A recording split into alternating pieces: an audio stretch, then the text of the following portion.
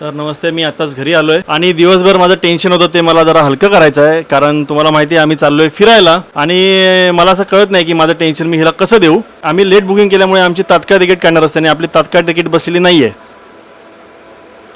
ना एसीची बसली आहे ना नॉन एसीची बसली आहे. बाई मग आता काय?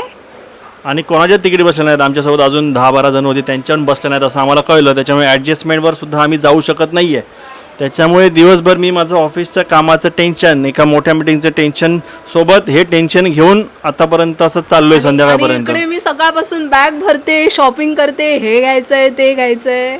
मग आधी मला फोन करून सांगायला पाहिजे ना. काय करायचं आता? नेक्स्ट महिन्यात जायचं का डिसेंबरमध्ये जायचं? कॅन्सल झाले होय? तुझ्यावर आहे. ही झाली बॅड न्यूज. आणि आता मी अजून एक गुड न्यूज पण देऊ का त्यासोबत? काय असेल गुड न्यूज? गेस कर.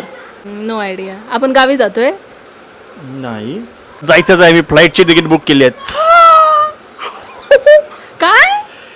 आणि हिला रात्रीचं काय बघायला मिळणार नाही, त्याच्यामुळे सकाळची फ्लाईट आहे. त्याच्यामुळे तुला बाहेरचं बघायला पण मिळेल. कधी सकाळची? उद्या संडेला. एक दिवस आणि मिळाला आहे मुंबईमध्ये.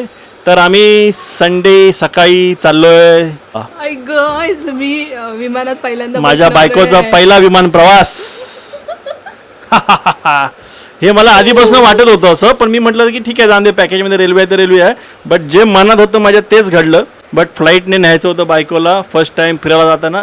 ते माझं स्वप्न पूर्ण झालं. म्हणजे या ट्रिप मध्ये सागरने मला 3 सरप्राईज दिली आहे. ती चला. तुम्हाला ब्लॉग मध्ये समजतीलच. चला बाय बाय.